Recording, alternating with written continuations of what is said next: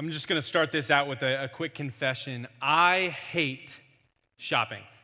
I hate it. Like it's not something that I'm built for. It's challenging. It's stressful. My wife, for her, it's like an endurance sport, and I'm just not built that way anymore. Like I just can't go in the long haul in the same way that she does. And yet, for someone like me, when we're talking about somebody who just got a new house, I love DIY projects. Lowe's is an exception, right? It's like the promised land. Like I wander no more in other stores. Like Lowe's is it for me. And so I get there and I'm ready to go. Well, there was a time recently, really just a week and a half ago, 2 weeks ago, where Jenny was like, hey, I need you to go to the store to pick up this thing. Or maybe I even volunteered. Like that's how much I love Lowe's. And I was like, hey, I can do this. And she wanted me to pick out the paint color for the shiplap I had just put up in our entryway. And by pick out the paint color, what I really mean is she gave me a list of 8 different colors that look exactly the same. And she said, hey, I need the swatches for these. Go bring these home to us. And so I go to the store, and I'm like, I'm ready to go. I get to wander the promised land. I'm here for it. And I get into Lowe's, I get to the paint section, and I, for the first time, think I understand what anxiety is all about. Like, because I was like, I don't even know what I'm doing. Like, there's numbers on these swatches, but they don't actually mean anything, I think, and they all look the same. I'm there for 10 minutes. I find one of the colors that she wanted, and then I just grab a whole bunch that look right. Side note, she didn't use a single one of them. And here I am, just like I don't know what to do. I don't know where to go. And so often in our faith, we might hear these messages, we might hear this series about getting out of the stands, right? Like stepping onto the field. And you might be like, Josh, but where's the field? Like I don't see a 50-yard line for me to go. Like I don't know how to navigate this thing. I'm looking at swatches and I don't know the difference. Like where am I called to go? And I think for most of us, we just need to take a deep breath and realize that more often than not, your mission field is where your feet are. Like Jesus is gonna lead us if we're faithful, if we're moving forward in the mission he has given us, and we look down at our feet, that is where you are called to be a disciple. If you are in a high school on a Sunday morning, that is your mission field. If you are out in the parking lot, a tennis court, if you are out in the woods, if you are at work, wherever you are, if your feet are there, I promise you, there is a mission field for you to engage in. If you have your Bibles, I want to invite you to open up to John chapter 4. And as you get there, I'm Josh. I'm the lead pastor here at 180 Life Church, and we have been in a series about exactly what I just said, right? Like about getting out of the stands and onto the field. How we are called not just to be observers. It's really this idea that, man, if you didn't pay for the ticket, you're probably not there to observe. Like we're called onto the field. And Jesus wants players with his jersey on, ready to run plays for him. And today, we're going to talk about what the field looks like. Chapter 4, verse 1 says this. It says, now Jesus learned that the Pharisees had heard that he was gaining and baptizing more disciples than John. He's talking about John the Baptist, John the baptizer. So he's baptizing more people than the guy who's named after baptizing people. And it continues. It says, although in fact it was not Jesus who baptized, but his disciples. So he left Judea and went back once more to Galilee. And again, we talked about this last week, but it's just this idea of Jesus constantly equipping people and sending them out to run plays, right? And one of the plays, he said, is baptizing. It wasn't just random people, they were baptizers. The disciples were stepping into the process, into the mission field, baptizing other people. We are meant to be equipped and sent and living out the mission that he gives us. And early on in Jesus' ministry, what you'll notice is there's this pretty common thing where Jesus does a miracle, and then he goes, hey, don't tell anyone about it. Tell no one, right? And sometimes we might ask questions about what's happening here is the more public his ministry becomes, the more resistance he is going to experience. And this is very early on. And so early on in his ministry, you see he's trying to keep it under wraps a little bit because he's got a lot of places to go. His feet are leading him to a lot of different areas, and he's got a message to share. And so what we see here is Jesus sees that the Pharisees, they're like, hey, we don't really like what you're doing. We see that you're gaining even more momentum than this guy named John, and they didn't like what John was doing. And so Jesus, rather than stirring the pot, he says, okay, I'm going to go back to Galilee. And it continues. It says, now he had to go through Samaria. That's important. He had to go. So he came to a town in Samaria called Sychar.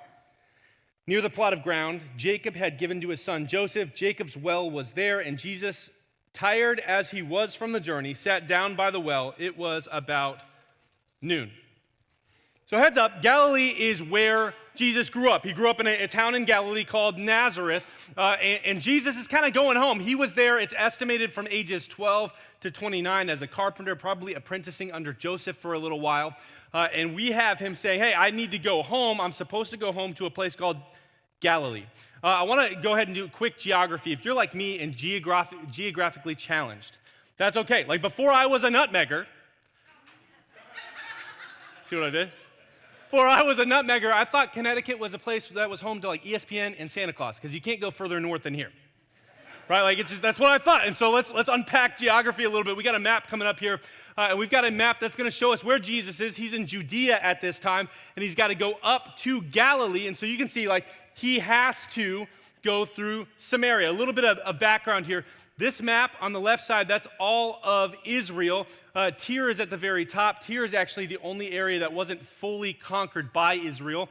Under that, you've got Galilee, which is a largely Jewish population. Judea, which is largely Jewish population. And to the east, we have a place called Decapolis. Now, Decapolis is known, back in the New Testament, they referred to them as the expelled ones. And what that really means is when they crossed the Jordan, that's that river right down in the middle, when they crossed the river Jordan, there were some people to conquer. And the ones who survived the conquering fled from Israel, and they went to a place called Decapolis. You've got Perea as well. That's a desert land. That's where a lot of the wandering took place, where they actually crossed the river Jordan.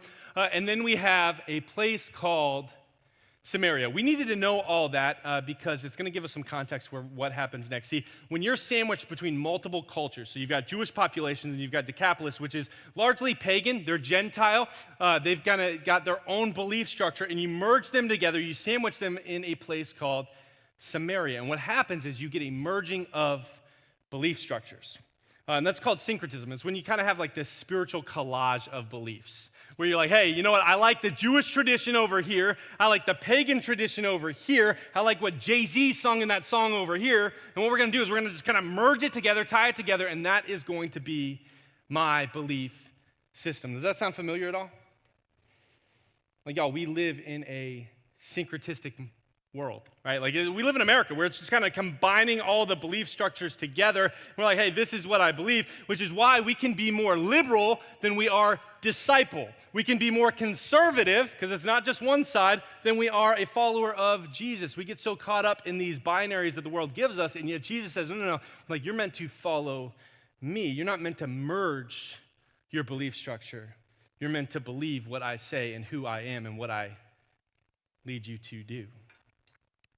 And yet our culture pushes against that. And Jesus says, he says he had to go through Samaria. But that's not fully true, at least the way that we would normally look at it. See, back in the day, because of this Samaria mindset, where Samaria was this syncretistic culture where they just had multiple belief structures, they were merged together, they were viewed as not great in the eyes of Jews. In fact, Jews wanted nothing to do with Samaritans. They hated them. They despised them. They looked down through their nose at them. They said, hey, what you believe is wrong. We don't like you. And so they wouldn't spend any time with the Samaritans, such an extent that they didn't have to go through Samaria.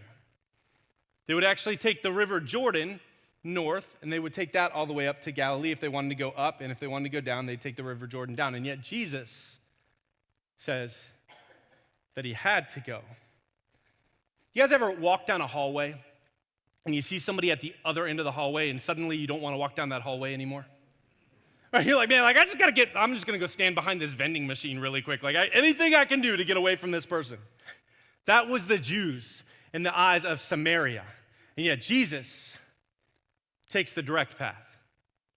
Like Jesus is the guy who says, hey, I'm going to go where I need to go when I need to be there. He says, hey, like I am going to go there, not because I have to go there to get to Galilee, but I have to go there because there's a woman there.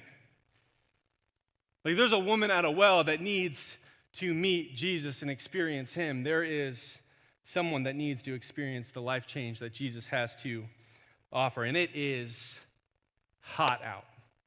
Like, I don't know if you've ever been in Samaria at noon, but it's hot. Like, it's not the weather that you really want to be in. It's not what we're experiencing outside right now. It is hot. And it says Jesus was tired, he was hot, he was thirsty, and so he sat down at a well. And this is actually pretty significant because we're seeing Jesus' humanity on full display. Like, fully God, still fully human. And we're seeing like even he was tired. And this is important because as we wrestle through life together, one of the reasons that he is able to meet us where we're at, one of the ways that we can meet other people where they're at, is he didn't just know what we go through. He had gone through it too.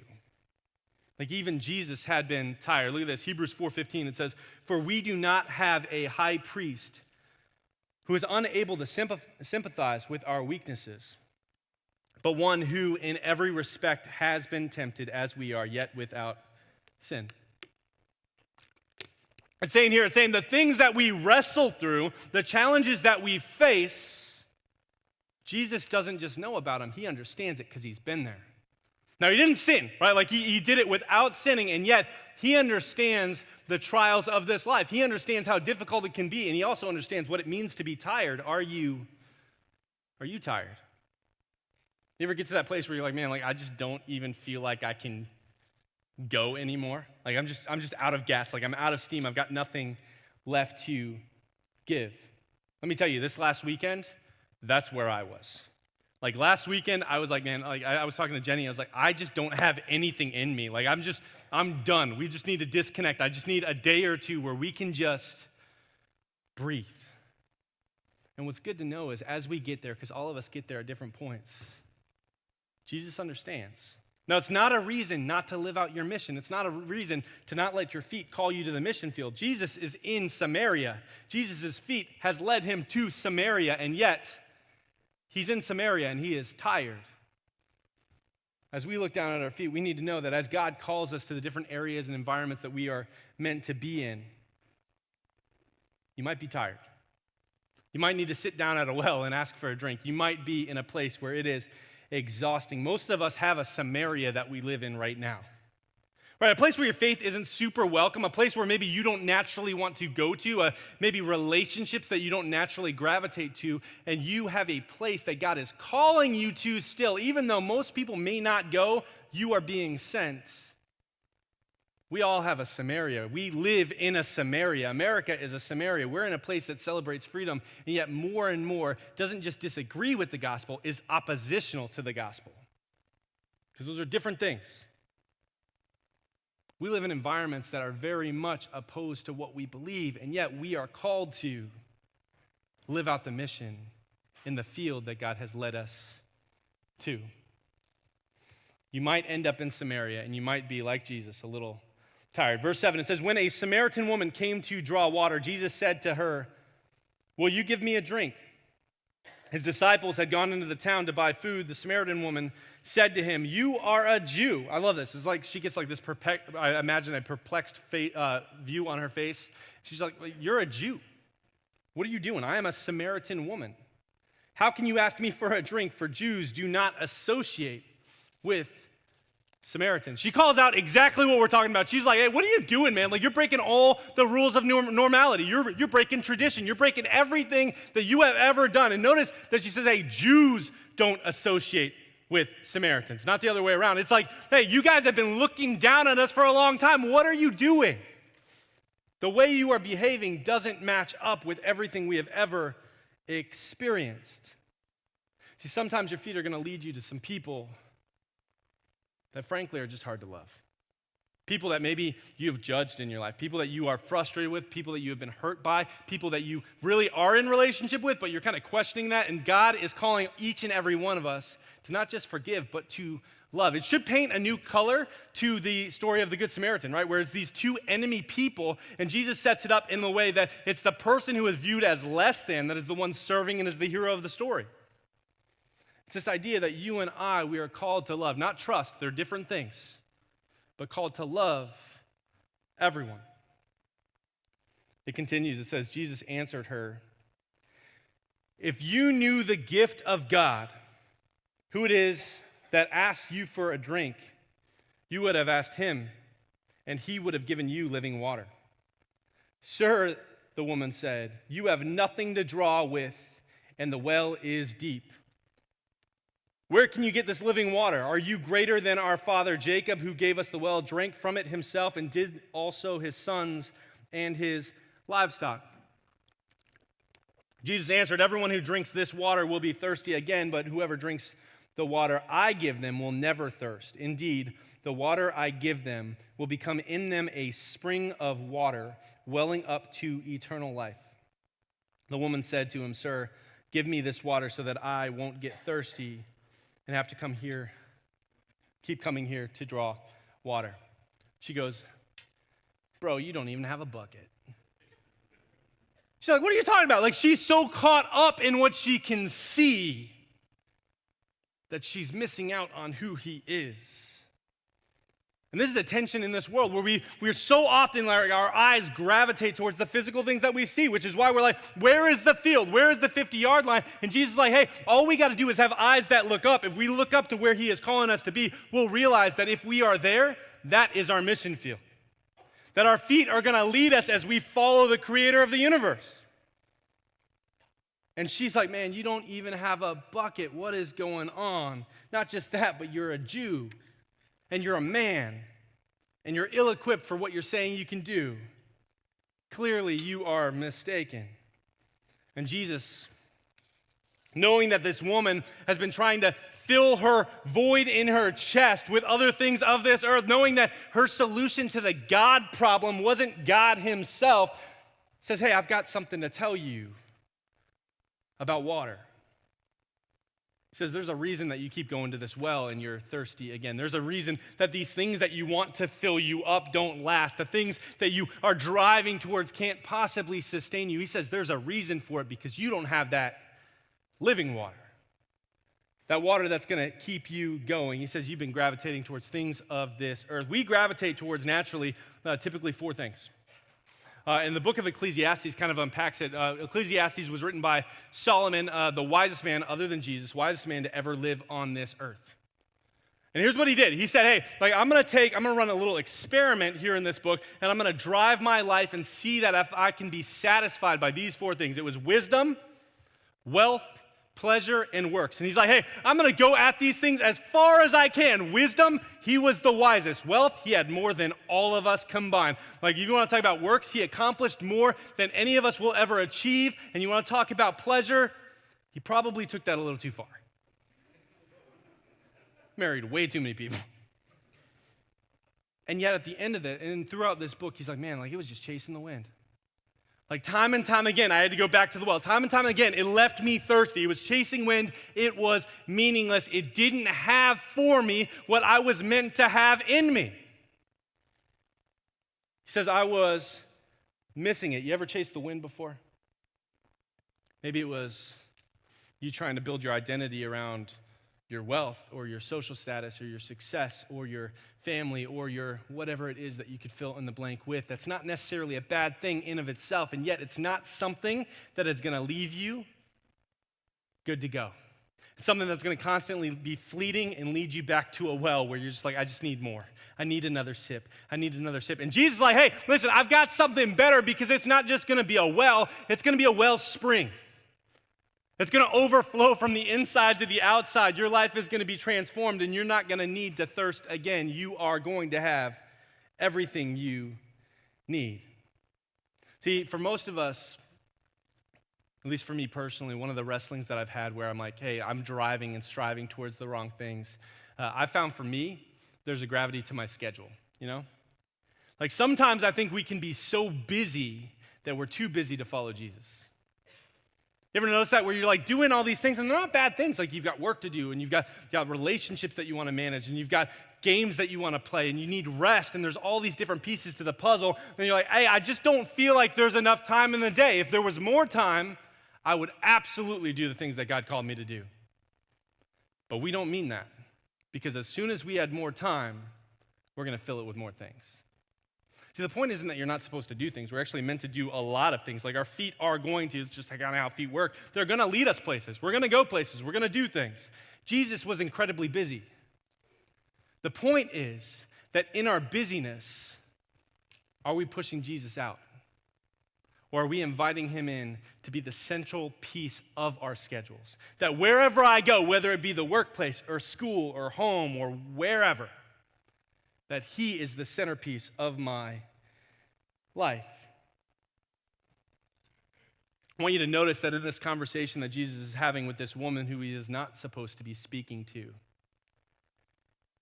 Jesus, no matter where he is or who he is talking to, is always Jesus.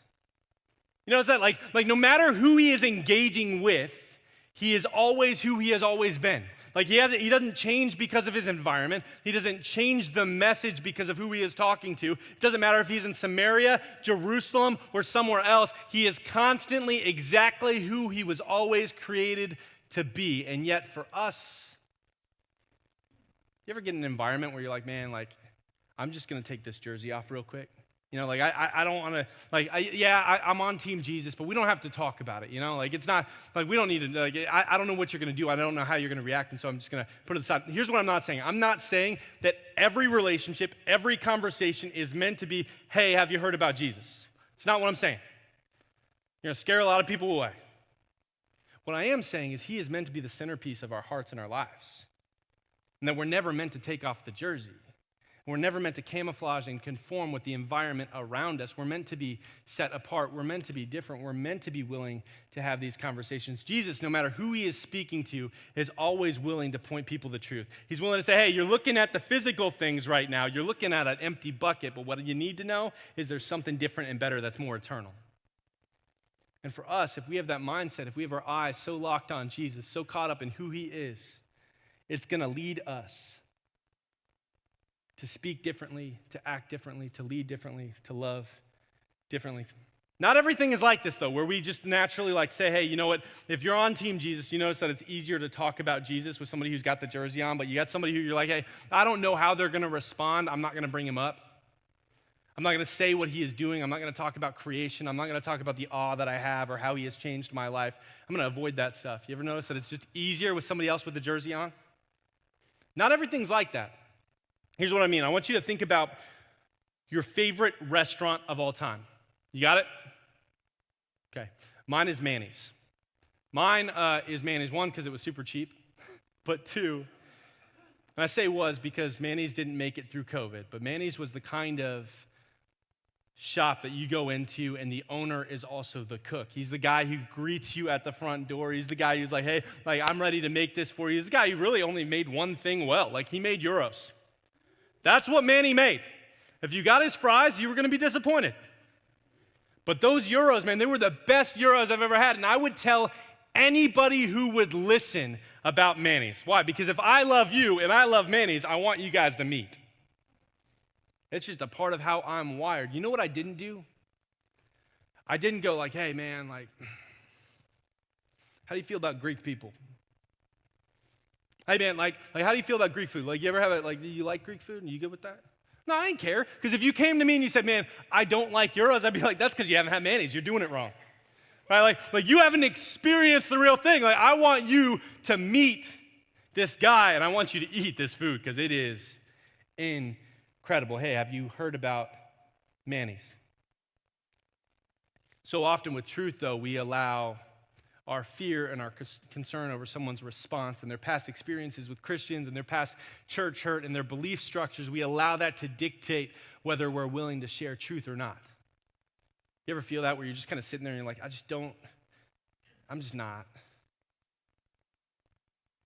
And yet you and I, we're meant to be gospel carriers. Like, how beautiful are the feet that carry the gospel? We are meant to be people who live on mission for Jesus, and Jesus is always going to share the message. The question is, when we look down and our feet have led us to the field of play, like led us to the place where we're meant to be running plays, are we the kind of believers, are we the disciples who are so caught up in Team Jesus that we're going to keep the jersey on? And we're going to bear the message that he has sent us with? Or are we going to hide it? She hears this and she kind of puffs up a little bit. You notice it? Like, she's like, hold on. Like, are you as good as Jacob? Like, Jacob built this well. Like, he didn't just drink from it, but his sons and his cows drank from it too. Like, that's how big a deal he was. Do you think you're more important? And Jesus is pretty much just like, yeah. Yes, I am. He says, I've got living water. I've got something for you that's going to stop that thirst that you've been craving. That endless need to always strive for more, the need to prove yourself and the need to act like you're better than you are, or even if you are great, lacking the need to even tell the world, like you can just be and experience and point to the one who changed everything. He says, I've got a solution for you. I've got living water. He says, hey, have you heard about Manny's? It continues. He told her, go and call your husband and come back. Because she's like, hey, I want some of this living water. Like, I'm ready for it. He says, hey, go call your husband and come back, which on the surface might be like, oh, he wants the whole family to engage in this process. This is awesome. But he's actually doing something even more intentional, a little bit different. It says, she says, I have no husband, she replied. Jesus said to her, you are right when you say you have no husband. The fact is, you have had 5 husbands, and the man you are now have is not your husband. What you have said is quite true. This woman, she has been married 5 times. She's with a guy that she's not married with. And this is going to paint some color for us why she's at the well at noon. See, that wasn't actually the common practice back then. What would happen is all the ladies would kind of get together who had to go out and get the water. They would get together in the morning where it was cool, it was more enjoyable. They could do it together, which was probably more fun for them. And it certainly was safer for them back then. You didn't go at noon. The only time you went at noon is if you were an outcast. And this woman, she was outcast. We're seeing right here her sin on display.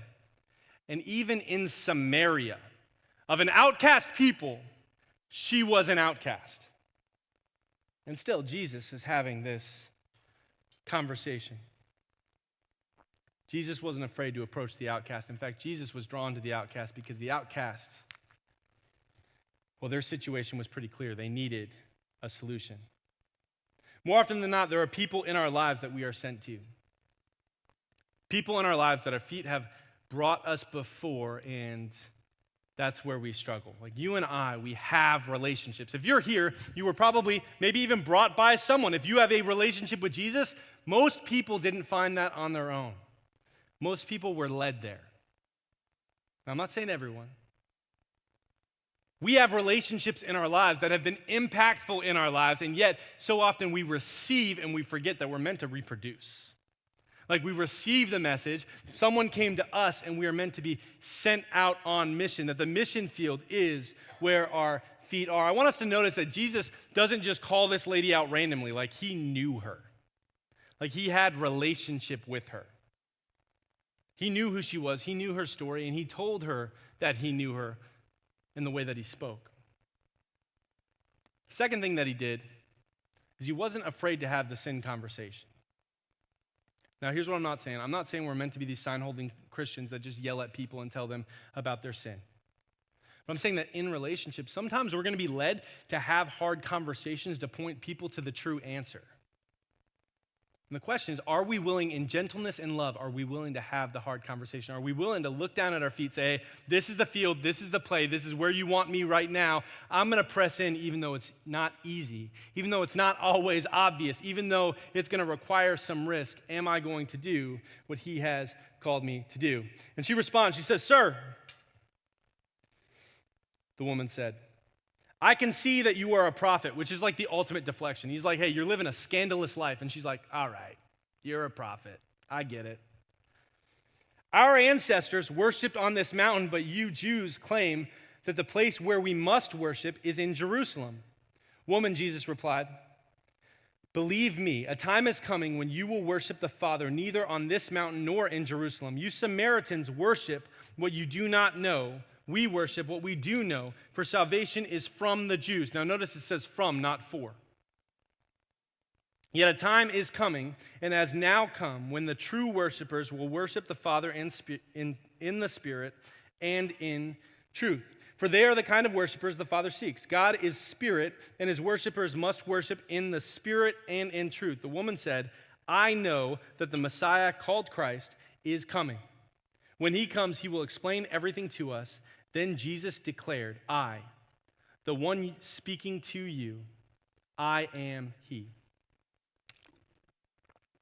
She says, hey, once the Messiah comes, we'll get the answers that we need. And she says, yeah, you're a prophet, I get. And again, it's this big deflection. She's like, I'm not going to address the sin. I'm just going to say, yeah, I get that you're a prophet. I get it. But this statement that she's a prophet is actually a bigger deal than we might naturally kind of gravitate towards. Because normally we might be like, oh, well, maybe she's talking about Samuel or Jeremiah or Isaiah. Well, in Samaria, again, syncretism, they didn't actually embrace the entire Old Testament. What they embraced was called the Pentateuch. That's the first 5 books of the Old Testament.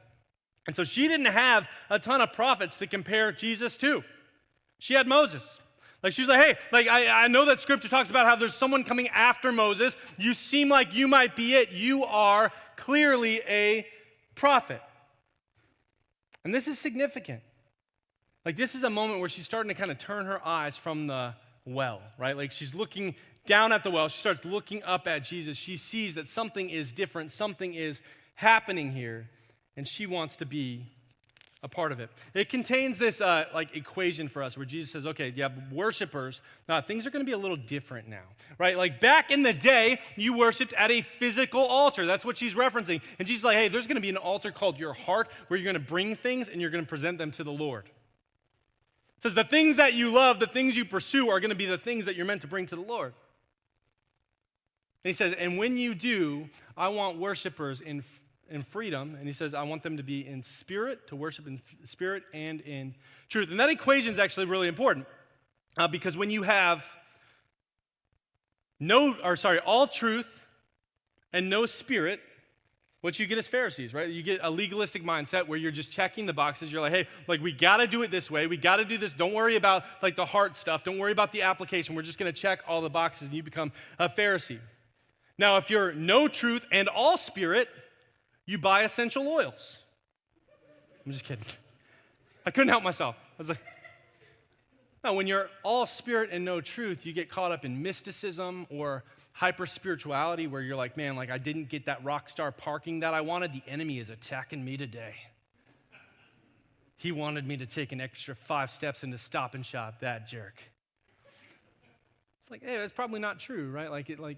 We need spirit and we need truth. There's meant to be a combination here where Jesus is like, hey, I want your heart and your mind. I want every bit of you. I want all of you. Jesus says, hey, I'm calling you to worship, not just with an ounce. I'm calling you to worship with all of it. And I'm calling to life transformation. He's giving her truth right now. He's in Samaria with a woman that he is not supposed to be talking to, with a woman who is an outcast in her society. And still, Jesus is like, hey, no, we're going to talk about this.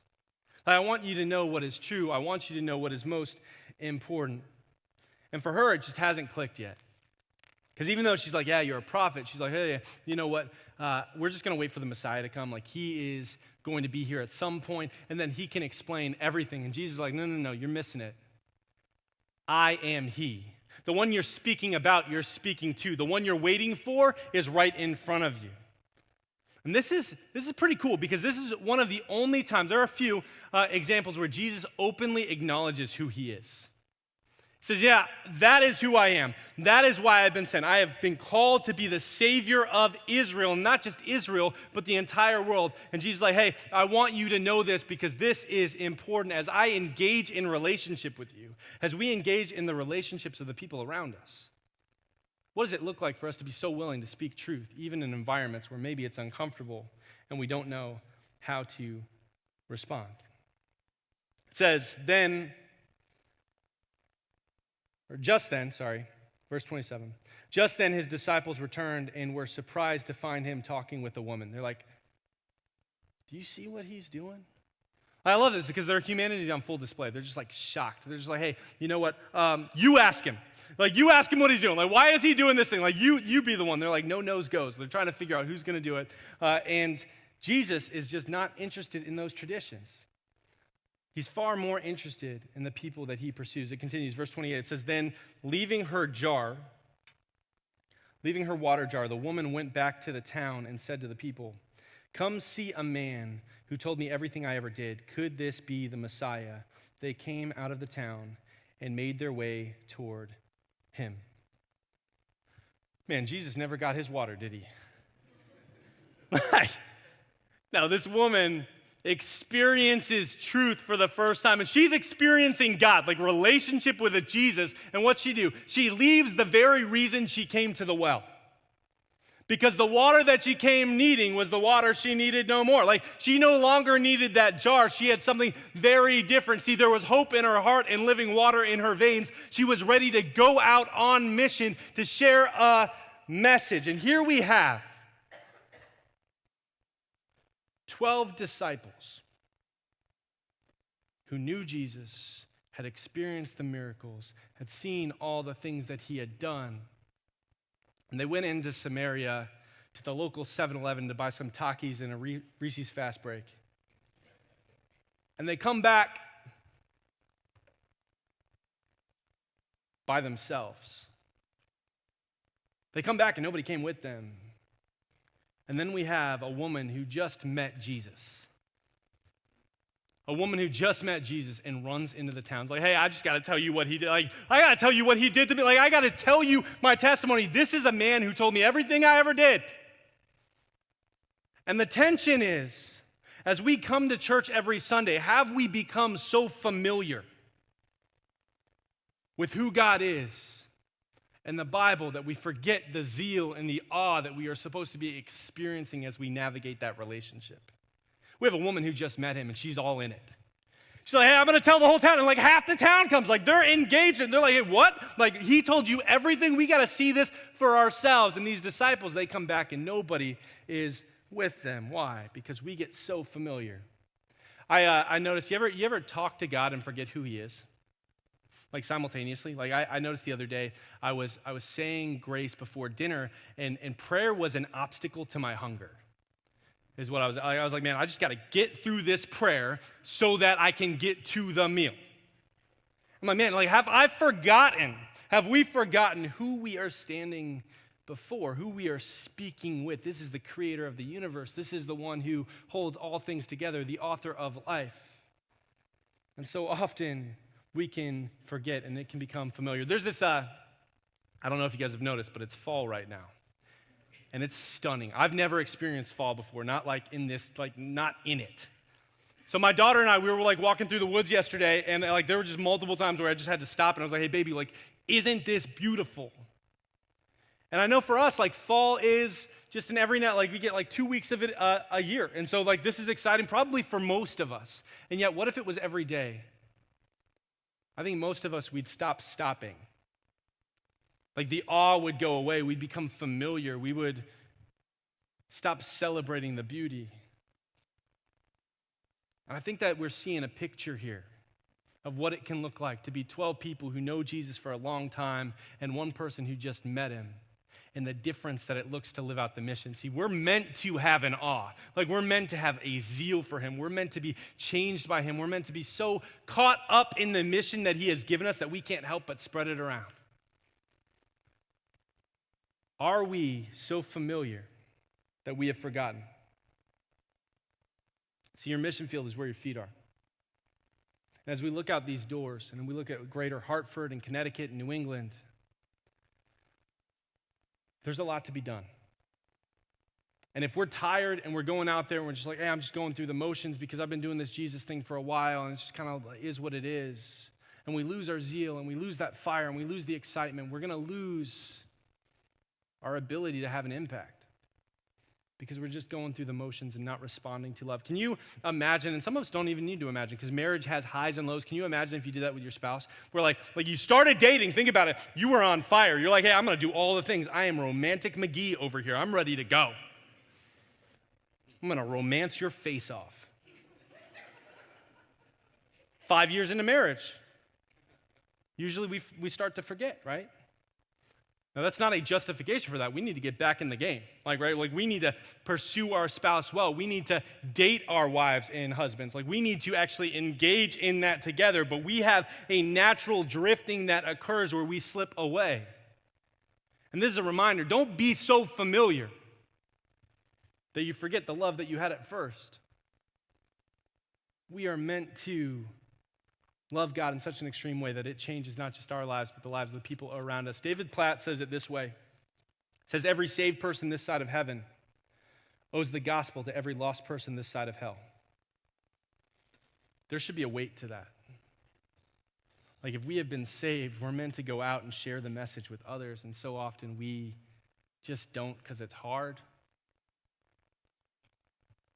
Verse 32, it says, but he said to them, there's a little thing that happens now. So the woman goes back to the town. She brings all the people back. They're having this conversation, the disciples and Jesus, and the disciples are like, hey, you don't look so good, right? Like, again, their eyes are on the physical, and they're like, hey, you look tired, you look hot, you look thirsty. Like, have you eaten anything? Like, you need some food. And this is how Jesus responds. He goes, I have food to eat that you know nothing about.